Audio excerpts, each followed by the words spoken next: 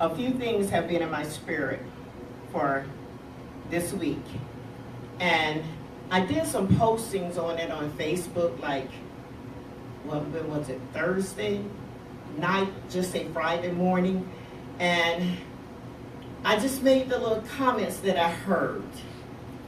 And the thing is that I should have been asleep. But God was just speaking some things in my spirit. And I know some of it is for me. So, it's for me as well. Anytime God speaks, I take it as a word being for me.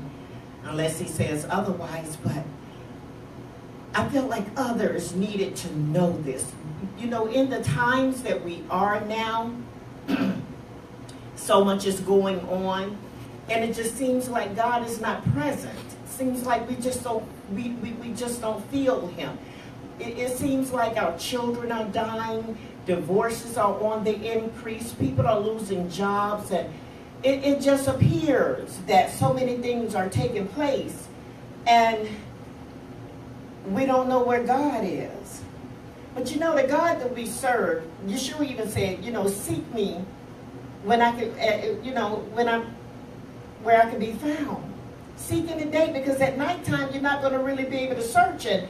We know we can see some things at night, but nighttime where there's darkness has a tendency of not allowing you to see with a clarity. You can't see clearly. But as I was, as I'm hearing that, seek me in the daytime. Seek me while it's light. Light reveals a lot. Light guides you. And sometimes when things are going so great in our lives, we don't seek the Father. But in the darkness, we run to him. And sometimes in that darkness, we can't find our way. But in that light, we can see him. We can hear him more clearly if we're not distracted by the things that are around us. So have you ever started out with something? You've been in the presence of God, or God just spoke to you, and you began to be revved up with what he is giving you, what he has spoken to you, because it begins to minister to your soul. It begins to cause you to become awakened. It begins to put some things in perspective. It gives you that hope and that strength that things are going to change. It speaks something to you that will resonate in your spirit as you know it being God. And your faith is on point at that time. And you begin to move, trusting God, having faith, believing he is who he said he is, and he's going to do what he spoke to you. And you just start moving and going forward. And things are going great. And then all of a sudden, out of nowhere, here comes a curveball. Here comes a boulder. Here comes a rock. And you're like, what happened? Okay, God, you told me to do this. You told me to go there. You told me to speak with that person. You told me to take this job. You told me to relocate. But it is not moving as I thought. Do you know that anytime God tells you to do something, that there is going to be an enemy to try and stop what God has called you to do? And that enemy comes and puts fear in you. And what happens is that you begin to take your eyes off of God and you begin to look at that situation. I had a family member that went to the doctor in December, had an awesome bill of health. Great. But then he ended up in the hospital. And it's like, whoa, wait a minute. I just was in an awesome place. I was just in a great place. But what happened, God? All of a sudden, I am attacked? Wow. So when we take our eyes off of God, we get in trouble. Remember Peter in Matthew, 14 chapter? I think it was 24 through the 33rd verse. Yeshua had just done a miraculous thing of feeding the multitudes of people, and he decided that he wanted to be alone. He decided he wanted to spend some time with God. And so he was out there, he separated and from his disciples, and he sent them on the way ahead of him because they were going to another place. And so while they were on the ship or the boat, boisterous winds began to come. And they were out there fighting for their lives. And they were like, whoa, wait a minute. Now, see, normally if Yeshua is with you, things will be smooth because he will speak to the elements and the elements will, they'll fall into place. But this time he wasn't there. So by them not seeing him or him not being next to them, him being in their midst, they began to become fearful for their lives. And sometimes that's the way we are. We become fearful because we don't feel like God is with us. But then Yeshua appeared, walking on the water, just coming up. And they were like, whoa, what's up? What, is this a ghost? And they became afraid. But then they recognized that it was the Lord. First they thought it was a spirit. Not being of God, they didn't look at it as an angel coming before them to assist them and help them. Automatically their mind went to it being a ghost or an evil spirit. And sometimes that's what we do. We shift. Rather than seeing where God is in a situation, we begin to think that the enemy is present. And then when they recognized that it was Yeshua, Peter said, hey, I'm going out to meet him. Bid me to come to you. And he said, come. Peter got out and he began to walk on water. He began to go a place that he hadn't been before. He began to do something that he had never done before. Peter, because of his faith, worked a miracle of walking on water. And then came a wind, and it began to shift the waters. And it put fear in Peter, and he fell. So that's what happens when we take our eyes off of God. And when we take our eyes off of him, that's when we fail. Anything God has positioned for us to do or places for us to go, he makes a way, he prepares. And like I said, there is an enemy that will come in and begin to speak to your mind. And in him speaking to your mind, he's trying to get you off course. But Philippians 4:13 says, I can do all things through Yeshua who strengthens me. Because we have to recognize that nothing we do is by our own power, by our own might, neither by our own strength. We need God. 1 Corinthians 5:7 tells us that we walk by faith and not by sight. And Peter stepped out by faith. But then when he saw something that was an adversity to what he was doing, he became fearful. So that's what happens. So sometimes when those troubled waters come, not sometimes, that is a time when we have to seek God. But we don't, see, sometimes those troubled waters are not always darkness. sometimes those troubled waters is light. And we have to discern where God is in this. What is God speaking to me? What is he saying to me? Because God does not always talk to us. He said that you are a son of God when you are led by his Spirit. So sometimes we have to be led just by discerning the presence of God in the situation. And when we're not discerning, that is when we get lost. So troubled waters will make us seek God. And like I said, sometimes when it's all good, it's all good. We have a tendency of forgetting God. And sometimes in that time, pride will make you think that you did it your way. You know, you're singing that song by Frank Sinatra, I did it my way. That may not even be the tune, but that's what came to me, okay? So sometimes waters have to be troubled. Waters have to be troubled in order to remove complacency.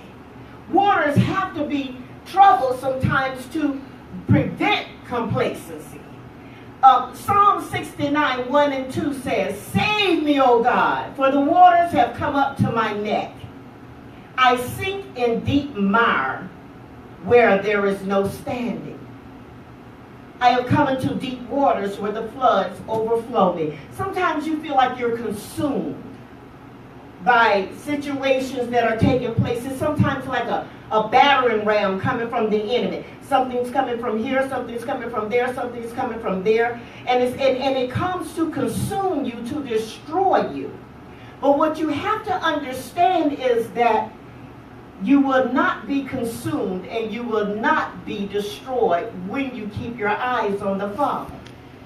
See, things sometimes begin to settle to the bottom of an ocean. And I'm just talking about waters. And the title of this is God is the Bridge Over Troubled Waters. Because all last week, I kept hearing the song, like a bridge over troubled waters. Like a bridge over troubled waters. And then I was hearing still waters run deep. And I heard something else too. But those two really resonated in my spirit all weekend. Found myself singing it. And I remember Aretha Franklin, I think she sang it, Still Waters Run Deep. But Simon and Garfunkel also sang it. So I went and looked up the words. Because, that's been some time ago. But it says, when you're weary and feeling small, when tears are in your eyes, I will dry them all. I'm on your side when times get rough. And friends just can't be found. Like a bridge over troubled water, I will lay me down. Like a bridge over troubled water, I will lay me down. And I was like, that is so God. God says that he will stretch himself and he will make a bridge over those waters so that you can cross over to the other side. It was like God made himself a dry land of a bridge for even the Hebrew children when they were escaping from Egypt. He separated those waters so that they can go over.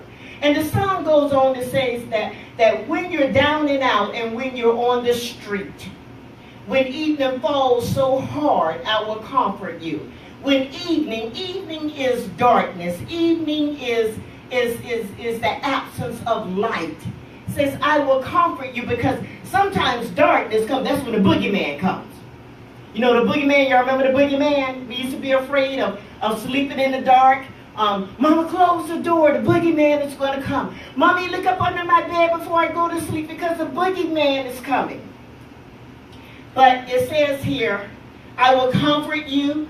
I'll take your part when darkness comes and pain is all around. Like a bridge over troubled water, I will lay me down like a bridge over troubled water. And I just want to speak to somebody out there, because there are some things that are taking place around you and you just feel like that you're about to be drowned. You feel like the situations are boisterous waves that are coming to consume you and to take you out. You feel like that healing is never going to take place in your body. and you're trusting God and you're believing God. But how many of you know that there is a time when God is going to perform that healing in your body? I just want to encourage you not to give up. Don't put your trust in the doctors. Don't put your trust in the medication. Put your trust in God. You may not see the manifestation of it, but do see the manifestation of it. Hebrew tells us to call those things into existence that are not. In other words, this is where we have to use our mind, where we have to use the lens of our spiritual eye, and we have to begin to see those things that are not there, but make them to be. Now, that does not mean that you are psyching yourself out. No, that means that you are taking the word of God and you are executing it through declarations, decrees, and proclamations. And you're standing on it despite it not materializing. It says, write the vision and make it plain. Though it may tarry for a minute, still hold on to it. And what do we have to do? We have to continue to prophesy to those dry bones. See, sometimes some things come that may be oppressive from the enemy. But sometimes some things do come just for God to push you a little bit further. Everything is not always the enemy. Sometimes it's by choices that we make, bad choices, and then sometimes it's a season that God is taking you to another level, to another place. See, sometimes you cannot continue to operate from the level that you've been in. It's time to move, to accelerate, to grow, to increase, to move forward, to advance, to be catapulted, to go forward, to go beyond where you have been before. So, we can't always say, I bind you, devil. When situations come, I have learned through the years. When situations come, when there's a shifting taking place that I may not understand, where are you in this, God? Are you in this, God? Then, Lord, reveal yourself or show me what I need to do. Tell me what I need to do.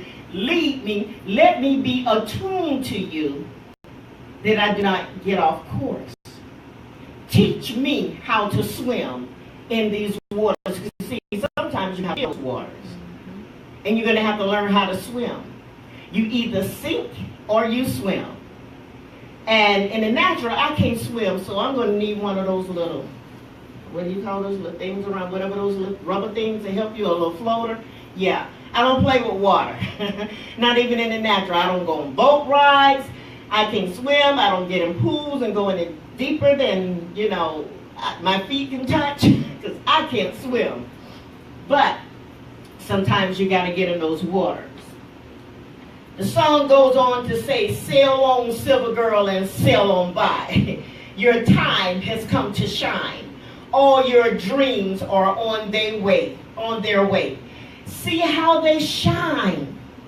And if you need a friend, I'm sailing right behind. Like a bridge over troubled water, I will ease your mind. Like a bridge over troubled water, I will ease your mind. So let me tell you something. Sometimes you got to go through a test in God. See, God does not tempt you, but he will test you. Sometimes we don't recognize what's on the inside of us. And sometimes we have to trust God. And God has to allow things to happen in order for us to advance in him. Not only that, sometimes God has to remove something from us so something else can be poured into us so that we can accomplish that he called us to do. See, sometimes things be occupying space and it's ineffective. It will cause delays in your life. It will cause hindrances. It will cause interferences. It will cause distractions. And because you become so familiar with certain things, sometimes familiarity has to be disturbed so that you can begin to chart new waters, chart those areas that you have never charted before. And even if you've been down that road before, that doesn't necessarily mean that it's going to be the same way. Travel down roads. Look one day, and then the next day you'll see something different. Something you hadn't realized before. Maybe a new construction is taking place. Maybe something else has been removed. But familiarity will keep us bound because we know that. And because we know something, that can cause us to begin to walk in a prideful way. Sometimes God has to shake a foundation so that he can do some renovating, some restructuring. And sometimes he has to tear up the whole foundation and begin to build from a new foundation. So this says here, sail on, silver girl. So that means that if you allow God to do what he's doing and you flow with him, you're going to see the manifestation of the promises of God in due season. Though the vision may tarry, don't give up. You hold on to it and you continue to confess it. See, and here's the thing. You can't be around negative people. You can't be around people that will say, are you sure it's God? Are you sure you're doing the right thing? Are you sure that you're on point? No. You've got to be around the right people. And sometimes you even have to not be around people in order that you don't hear no other voice but God's. Sometimes you have to learn how to shut your own thinking down. Because you talk to yourself. You know, there was a song out years ago, I talked to myself. When there is no one to talk to, people ask me why I do what I do. Oh, because there's another voice speaking. And that voice can be your own intellect, your own thoughts, your own inhibitions. It can be things that you've experienced in the past. Sometimes those thoughts can come from memory recall, where things have taken place in the past and they resurface. And sometimes God wants to deal with that resurfacing thing. He wants to remove that because he is taking you to another level. You know, another step, another range. And because we become so unfamiliar with new places, it puts a fear in you and it will cause you to become stagnated. God does not want us to be stagnated. He wants us to be a moving people. And there is a time to be still, and then there is a time for movement. So you see, in Psalms he was saying, save me, O God, for the waters have come up to my neck. See, sometimes things that are in the water are within an element or within a person's mind. It begins to settle and settle in your spirit. In other words, it goes down to the bottom of the bed of the sea. And it remains there. It will either rot, and when things rot, it releases other negative things in your environment, or God will cause the water to stir to bring it up to the surface to remove it. And sometimes when the waters are real still, you become heavy with bottom weight, meaning that you prevent there's movement being prevented. An example, sometimes we throw things out there ourselves that would keep us from going forward. Take a ship for an example. That ship has an anchor. When you throw that anchor overboard, that anchor stabilizes that ship to keep it from continuing to move on the waters. So when we have an anchor in us that is not anchored in God, that anchor will begin to produce or release some things that was already manufactured in it to keep you at that place of a standstill moment. we have anchors in us sometimes. Anchors immobilize. Whatever is still, it will attract. If you're not a moving, you know how they say, man, that's a moving target. It is hard to get it. When the police and the military are in training, they have moving targets that they practice with in order that their aim will be on point. So you want to be a moving target. Now, if God says stand still, you stand still. You keep still. So when there is no movement, and as I said, things will be, you will attract other things, fear can come in. I already said memory recall of your past failures, or even words that were spoken over you. You know we have the power to rebuke and destroy words that have been spoken over us. We can nullify spoken words by releasing spermatic words. A stench will develop and that water becomes stagnant. But like I said, sometimes you have to be still. And then sometimes you just got to bust a move. Still waters do run deep. Yes, they do. But there's a time to make waves sometimes, okay? Waves are caused by the winds on the surface of the water. And then the wind transfers some of that energy to the water, okay? And then through the friction between the molecules of the air and the molecules of the water, it causes movement of waves. So stronger winds like storm surges causes larger waves. But check this out. The molecular structure of the air and the water meeting causes a physical change to manifest by a spiritual impact. I don't know if y'all got that.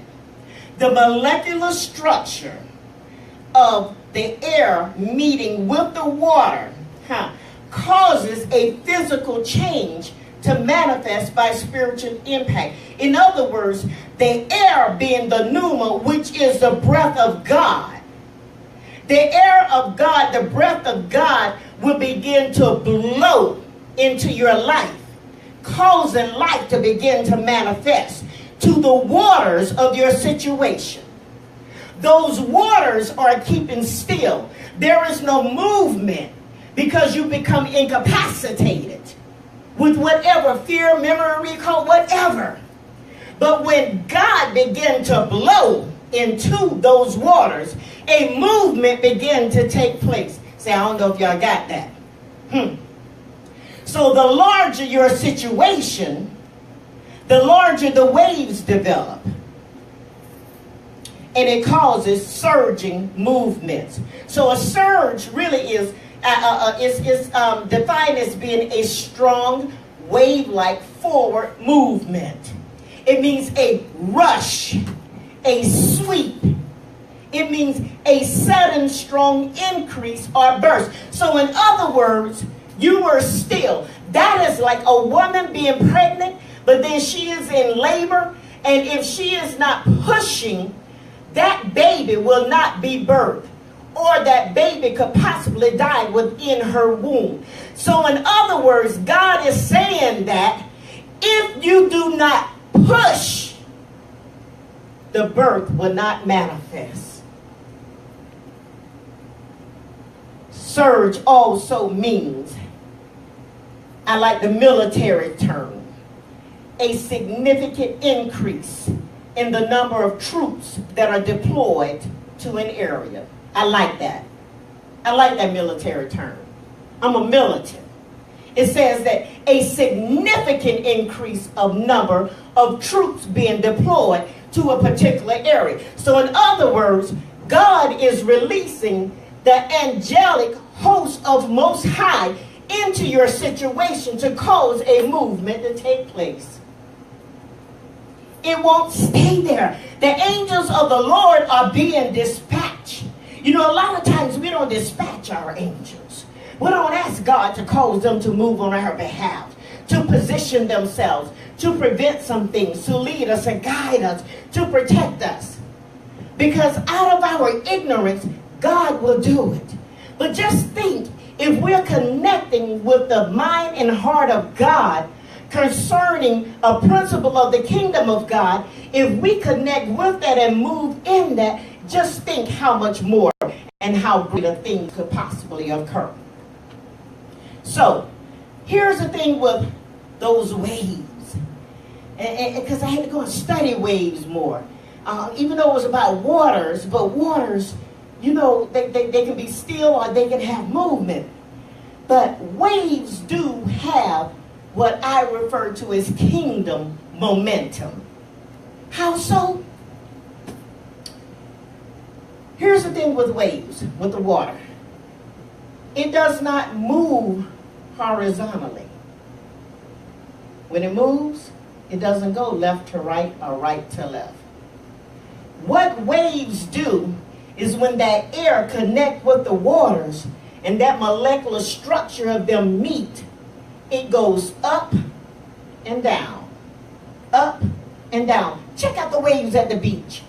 They start from the back, and then as they come forward, they just roll and come forward, and then they're up and down. And an example of that, you can get a better vision of it, is if there's a buoy out there in the water, you see it bobbing up and down, up and down, up and down.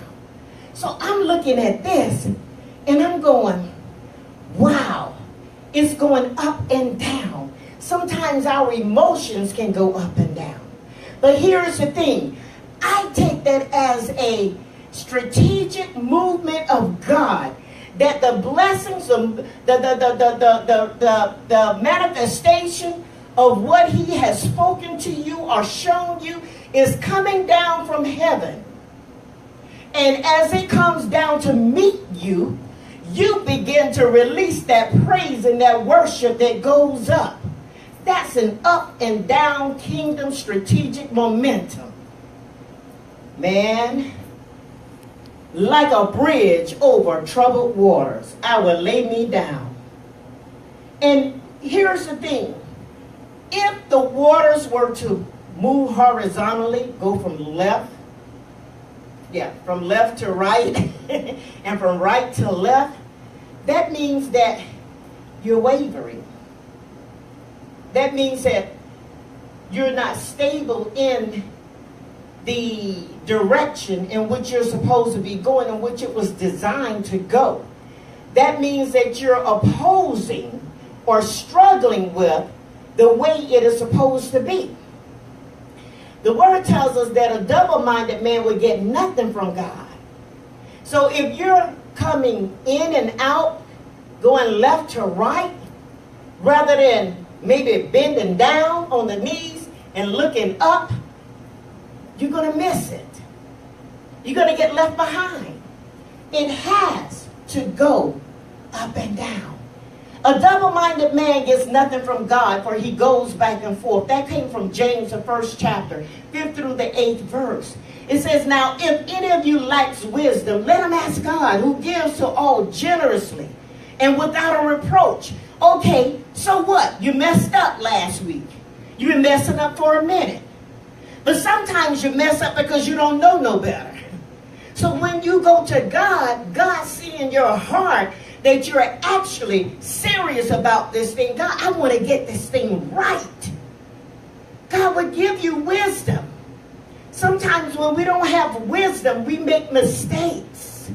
When we have wisdom, we don't make the right choices. When we lack wisdom, the spirit of error could possibly come in and cause you to continue to walk in error. And it will be given to him. But let him ask in trust, doubting nothing. For the doubter is like a wave in the sea, being tossed and driven by the wind.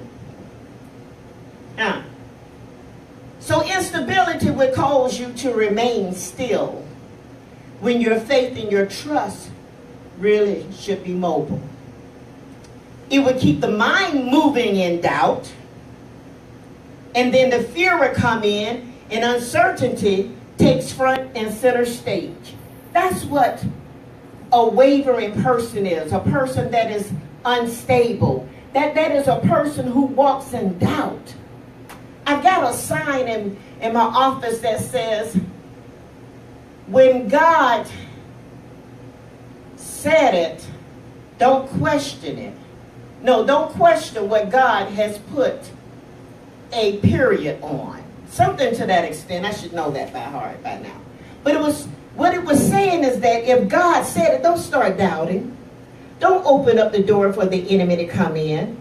Don't allow fear to come in. Now, I am not saying that you're always going to walk in superhuman and you're going to be super spiritual all the time. No. Because when situations come in, you get a bad report from the doctor. You find out that they're releasing, letting people go on the job. Of course, you become a little fearful, but you don't remain in that place. What you begin to do is begin to decree the word of the Lord and get in his presence to see what his strategy is for your life, for that particular moment in your life. I have seen people lose jobs and have more being unemployed than they were when they were employed. See, that's the hand of God. God will keep you. I have seen people, you may not have everything that you want, but you are not in the dark. You are not on the streets. Even if your car got repossessed, he provides money for public transportation. Even if somebody is seeding into your family life or your children clothes or whatever, it's okay. God makes provision. God touches the heart of man. And if man is obedient, then man will seed.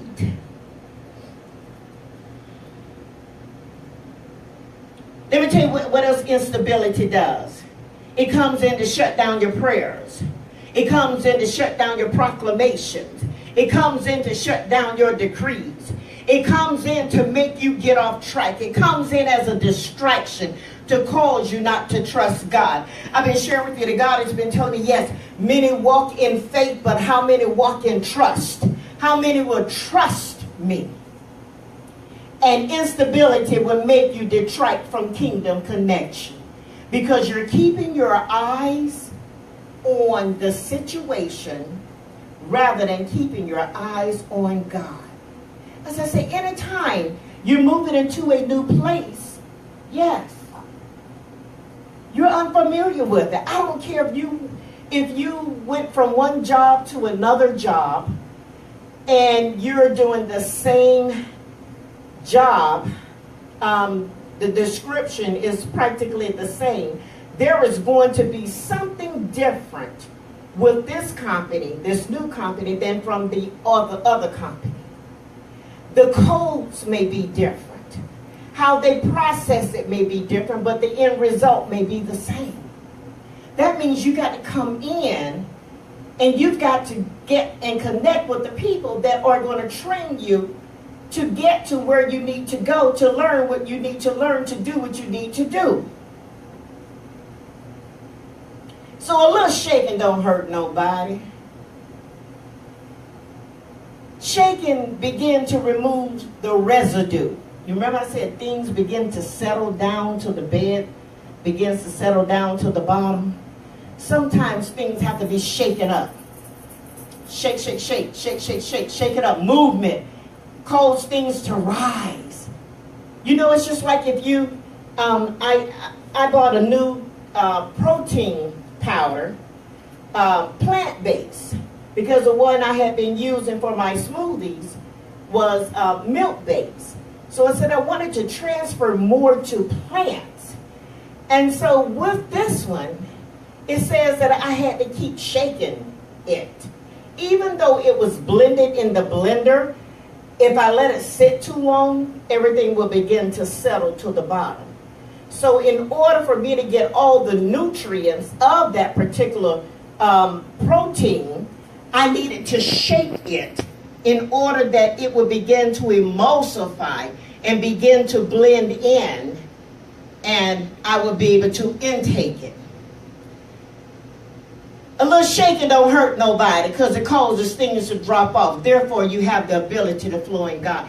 The spirit of heaviness will incapacitate you. The spirit of heaviness will bring in the doubt. The spirit of heaviness will bring in depression. The spirit of heaviness will cause you to regress. The spirit of heaviness will cause you not to move forward, not to trust. That's what the spirit of heaviness does. So when things are shaking, when God begins to shake, you're like, wake up, wake up. Just like he did Elijah. You say, Elijah, what are you doing here? Elijah had become depressed in his situation. Saw an awesome move of God. Awesome move of God. And because a witch decided to proclaim a death sentence over him, he responded to her threat by running and hiding and telling God, oh, I will fear that I should die. Why not kill me, God? Because she's seeking my life. God said, I just did an awesome act on Mount Carmel and you acting like this? Okay, it's time for somebody to take your place. Move along. All right, do it. But see, what happened was Elijah, though he moved by the Spirit of God, Elijah apparently thought that he did the work. Now that may sound crazy to some people. Maybe he thought that he was the one did it. Though he know God did it, somewhere in his mind, he forgot about what God did. Could it possibly be that maybe the enemy was telling him, oh, Elijah, you did that, but you know what? She coming after you, dog. She right on your tail. She done sent the hounds out. She done sent the dogs out. You in the doghouse, dude. And he ran. Oh, it is, we can't run. We see the miracles of God. That's the same thing Peter did. Yeshua comes along some years later. They're out on the waters. And he walks on the water because the wind came along. He took his eyes off of Yeshua and he began to sink. We can't do that. He just saw him feed the multitudes of people with those little bitty itty fish and the bread. Just saw it. So what's not solid in God, it will be destroyed when the winds blow. If you're not rooted and grounded in God, when the winds come, it will take you out. You will be in a state of digression. You will be moving backward, receding rather than proceeding, rather than advancing. Or you become stagnated, whereas you're incapacitated to the point that you ain't doing nothing but sitting in a mess. So all boisterous winds are not of the enemy. Some of these winds of God are God. It said that the winds came, but God wasn't in it. It said that the fires were there, but God wasn't in the fire. But God did it. See, God can do something and step to the side just to see where you're going to go. God will get quiet on you in a heartbeat to make sure that you're seeking his face. Because one thing we can't do is lean to our own understanding, but acknowledge God and always give him praise and glory. And even when we don't feel his presence, we have to know who he is. Because this walk in the kingdom is not about your feelings. It is not about your emotions. You can cry all day long. You can weep, cry, snot, wail, roll over, jump up and down. Doesn't matter. If God isn't going to move until a certain time, he's not moving. That is it. So you got to trust him. God, you mean to tell me that I did all of that and you're not moving? It's like a well-trained parent.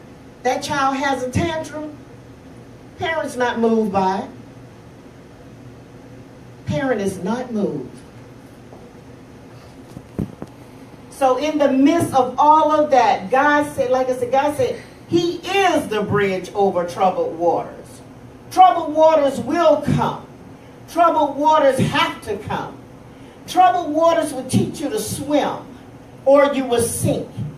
But in the midst of it all, because He called you, because He knew you before the foundation, while you were in your mother's womb, He called you. He had already put that stamp of approval in the instructions in you. He had already put His chip in you as to know what direction you're taking. This is what He said in Jeremiah 29, 11 through 13. And I'm coming from the complete Jewish Bible version. For I know what plans I have in mind for you, says Adonai. Plans for well-being and not for bad things, so that you can have hope and a future. And when you call to me and pray to me, I will listen to you. When you seek me, you will find me, provided you seek me wholeheartedly. I know the plans I have for you. God knows the plans He has for us. And He tells us in bits and pieces. And He'll let us even see sometimes the end result. But He doesn't always allow us to see the process. So I say, endure the process, and the end of it will be God approved. Because you endured, and you were perseverant, and you trusted in Him.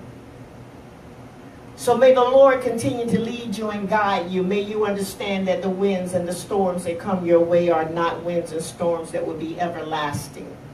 Release the winds and speak to some of the winds as God leads you to, and know that God is with you. May the word of the Lord cause increase in your life, and to cause you to be a stable person, cause you to trust Him, and to lean not to your own understanding. May you recognize the hand of God in your life and not think that it is always the wicked one. May you seek the face of the Lord concerning the things that He is calling you to do. May you know that God is with you and He loves you, that He will not leave you nor forsake you. May you seek Him wholeheartedly, with your whole heart. May you know that He is not a man that He should lie. May you know that He will shake some things to remove some things off of you, so that you can be a mobile person, that you will be lacking in nothing. God is an all-sufficient God, and may you recognize that He has everything that you have need of. In due time and in due season it shall be released unto you. As you favor the Lord, watch Him pour into your life, into your circumstances, into your situations. Even that illness that the enemy has gripped you with. Even your finances that seem like it's just not flowing. Trust in the Lord and lean not to your own understanding. Know that He is, and you are to become. For you are made in His image, and that we have to grow into. Times and seasons may change, but the word of the Lord remains the same. Just know that He is God all by Himself. May the word of the Lord be poured into you, and may the word of the Lord becomes as roots on the inside of you. And even as the winds blow, that you would not be tossed to and fro, but you would stand firm. You may bend a little at the waist, and you may bend a little bit more even at the knees, but you will not be plucked up and be carried away with the winds. You will speak to the winds, and you will cause those winds to be still. You will release the word of the God of the Lord concerning your circumstance. You will not be stuck, but you are going forth. even the waters have to be troubled. So may you be blessed with the richness of God, because he has much in store for you. Don't give up. Keep it moving. Moving through prayer, moving through fasting, moving through trust. If your trust is moving in God, you're all good. You are all good. So thank you. Thank you for trusting God. And may the blessing of the Lord make you rich and add no sorrow to it. Shalom. Hallelujah.